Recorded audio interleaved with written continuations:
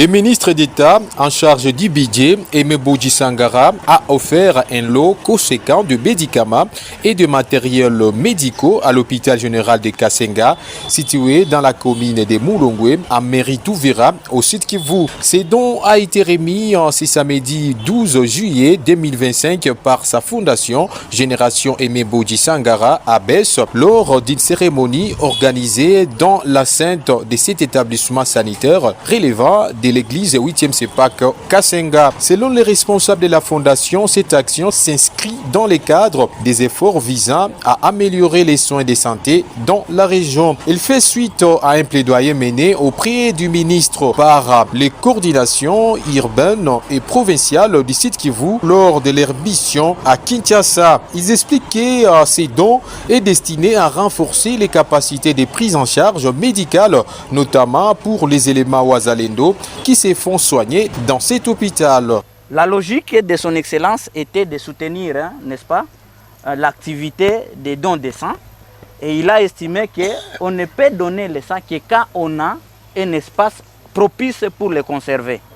C'est pourquoi nous sommes venus avec les réfrigérateurs, coffre pour le stockage de sang, BM300 SSD, avec la capacité de 141 volumes bruts, 141 litres de volume brut. Donc nous venons avec des réfrigérateurs pour 141 litres.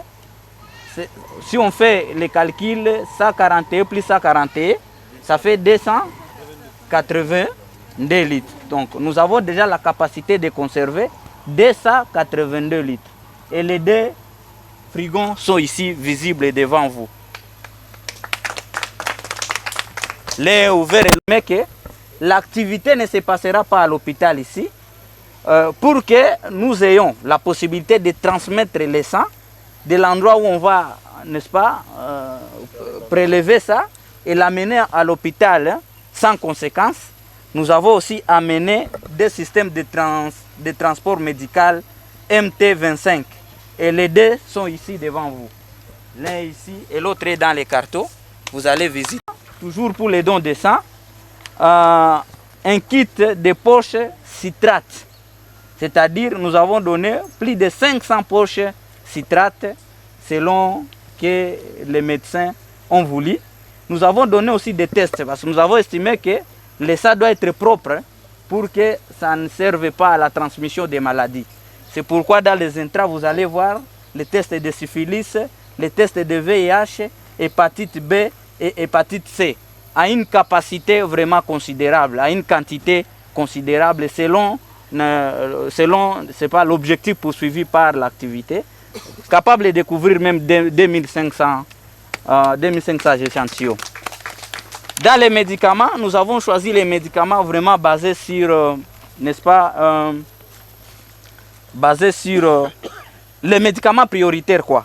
C'est pourquoi vous allez voir dans les longs, à titre illustratif, les amoxicillines, 5 boîtes, citrofloxine, métronidazole, ibuprofène, paracétamol, cloxa, ampicilline, citrocine, métronidazole. Vraiment, c'est une liste de plus de 100 médicaments que nous avons accepté d'amener à notre hôpital ici. Je ne suis pas technicien à la matière, mais je vais aussi remettre, n'est-ce pas, la liste ici au médecin directeur et au ministre d'abord, parce qu'il pourra vérifier si tout ce que nous avons écrit ici est repris dans les cartons qui sont devant vous. Demain qu'on ne puisse pas dire que nous avons remis des cartons vides. Présent à la cérémonie, le docteur Jean-Luc, représentant du médecin directeur de l'hôpital général de Kasenga, actuellement à congé, a salué cette initiative, la qualifiant de geste salvateur. Docteur Jean-Luc a également salué l'implication des coordinations provinciales et urbaines de la jeunesse dans l'organisation d'un projet de dons de sang en partenariat avec l'ABS. Il a par ailleurs lancé un appel à la fondation afin de relancer les chantiers de la salle de morgue de l'hôpital abandonné faute de moyens. Au nom de l'hôpital général de Kasenga, dirigé par le docteur Dieudonné Boyengandi, qui est en congé et que je représente ici.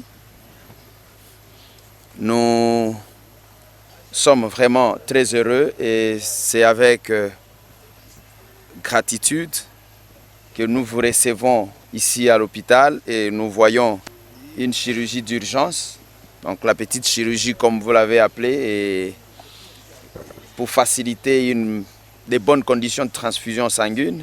Il y a quelques médicaments d'urgence. Nous sommes vraiment reconnaissants et spécialement nous voulons remercier l'excellence, son excellence le ministre d'État en charge du budget, excellence Aimé Bodji Sangara, qui par son grand cœur est soucieux du bien-être de la population congolaise en général et celle de la ville et territoire d'Uvira en général, en particulier.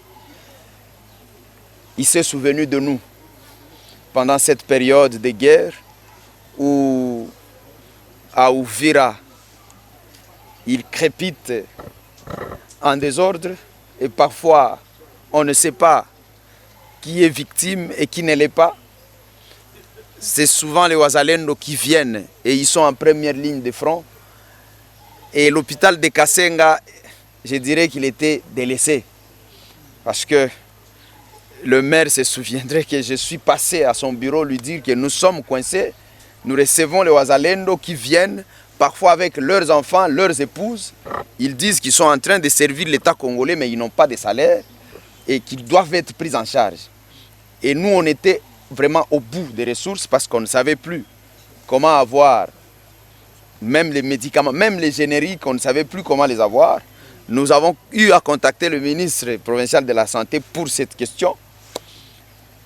Et aujourd'hui, je dirais que c'est un sentiment de satisfaction et de gratitude envers ces bienfaiteurs, fils du Sud Kivu, qui a eu ces soucis.